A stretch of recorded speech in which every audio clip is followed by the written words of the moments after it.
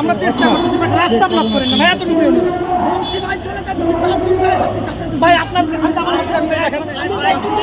ধাক্কা ধাক্কিতে লাগে রে ভাই, সমস্যা নেই আর ধাক্কা দিবে না, আপনারা রাস্তা ব্লক করেন না প্লিজ।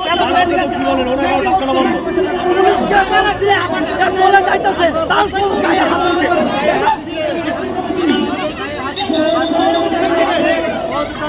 আমরা